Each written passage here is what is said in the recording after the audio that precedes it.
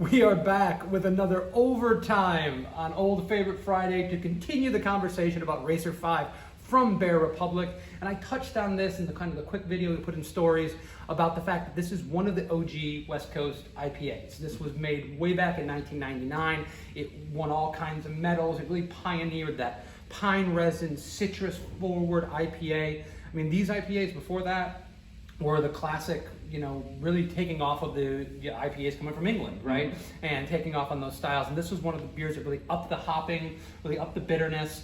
And even though this beer is still extremely well thought of and available all over the place, I don't think it gets the feature it deserves when we're in a world of New England IPAs, and that's really all the rage and kind of the flavor of the month, so we say.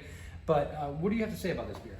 So I love this beer, and it's interesting that you should mention it versus the New England IPAs, because one thing I wanted to say is it's very traditional, but it's also very bold. Like, you can even see where, like, if you have something more like a Old Sierra Nevada Pale Ale, that's a little more, I would say, mainstream balance, where this was like when we're like, no, West Coast is gonna make its mark and really start to, like, as you said, ramp up the hopping and all that.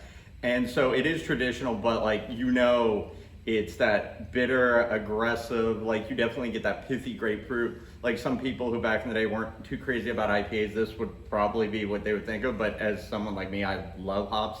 This is the kind of flavors and the unique citrus and just the pine, herbal, just dank flavors that got me into these kind of IPAs, and it's not gonna be confused with some of you, or like I said, more mainstream kind of shelf offerings of what a West Coast was or is. Yeah, it's so interesting that IPAs have changed so much over the last several years. And talking about a beer that was made for the first time back in 1999 as being like an old favorite, I mean, it wasn't that long ago, right? We're talking about over 20 years, but things have changed so much where now it's not about bitterness, it's not about these flavors, it's about juiciness, right? It's about as little bitterness as possible, but getting those hot flavors, and those beers have their place. I think those beers are great. We make a couple of them, and I love that style, but that doesn't mean you can't still enjoy this, right? One does not negate the other. Exactly. You can love this beer, you can love the West Coast style, you can love a beer like Two Hearted by Bell's that isn't a West Coast style IPA but still has some bitterness. You can love these beers and not shun them, which I feel like it gets that in the community. Some people just feel like it's an East Coast hazy IPA or nothing, and I think it's a little myopic, right? We have room in the industry for all of it. Yeah, 100%. And that's what I was going to say. Unfortunately, I think because it's so polarizing and, in my opinion, made so well, that, like I said, I guess if you're not used to it, that's where people are like, oh, that's not this soft, I'm used to and this and that. But one thing I love is with all these beers, and I always talk about them with like old school IPAs, is the drinkability, especially like, even if you're like at a share, you're having all these beers, that, that pithiness and that how it's so dry. I mean, this is a well attenuated beer. After you've had a bunch of these kind of flabbier beers and you're like, I need a break, you can actually go to this, and it's in its own right a great palate cleanser. I know a lot of people wouldn't think of that because of such strong flavors, but you have, 4 12% stouts in a row, and you need something like this to be like, hold on, I need to reset for a second. Well, it leaves a little bit of bitterness, right? Because it does have a good amount of bitterness, but that is in and of itself a palate cleanser. I mean, the classic aperitifs and things of that nature that were drank as after dinner drinks, a lot of them had bitterness to them, right? That's a part of it, it's part of the food pairing. And I do think that this beer is more versatile than a straightforward, fruity, tropical fruit, really thick, juicy IPA. I think those are a little more pigeonholed in what you can do with them. I think this can go with a lot of different things, and we love talking about food pairings here. Yeah, do you have anything that comes to your mind? I know you're a great chef, you know hops. What would you pair with this? Yeah, so any kind of like island dishes, especially like heavily some of the spicier like fish dishes that use Scotch bonnets, or if you're making any kind of like pasta dish but you're using like a stronger, like a blue cheese, anything like that has those stronger flavors, because this can cut into something like, with the cheese, where it's going to be a little more buttery, but also that culture that makes blue cheese. This can cut into that, and the same with the spiciness of the fish.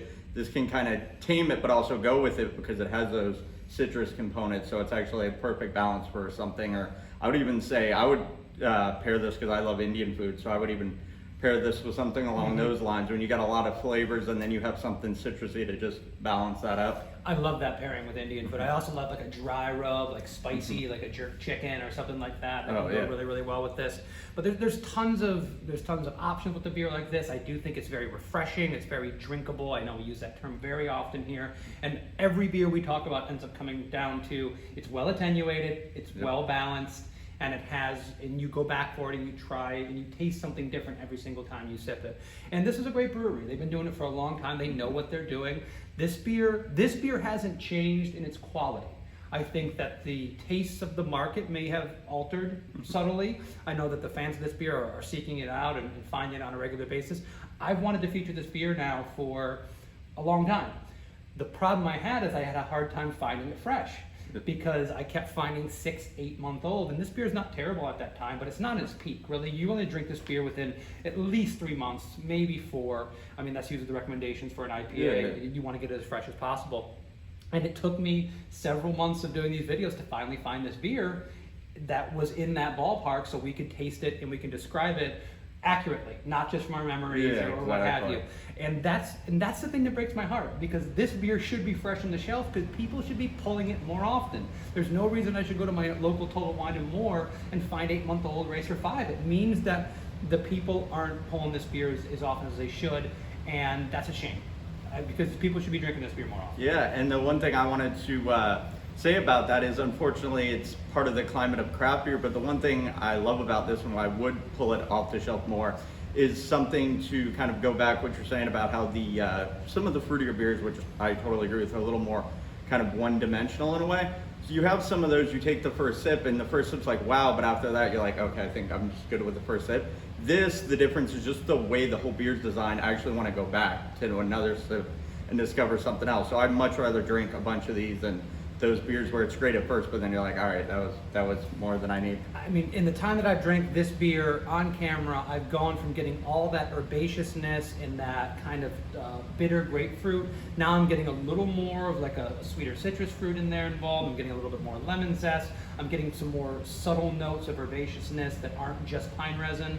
And it is. You go back to it over and over again as it evolves, as it opens up, and as it warms a little bit, and it's not freezing cold, you get a more complex and interesting flavor. So, guys, this is an incredible beer. Please go out and find it. If you have not had one of these in a while, please tell us what we should be drinking next week and in the future. Please poke around on our YouTube channel and see all the great beers that we feature and we talk about on a regular basis. And if you like these kind of videos, subscribe so that you can see these videos come into your inbox as soon as they come up. Guys, we'll see you next week for another Overtime for Old Flavor Friday. Cheers. Cheers.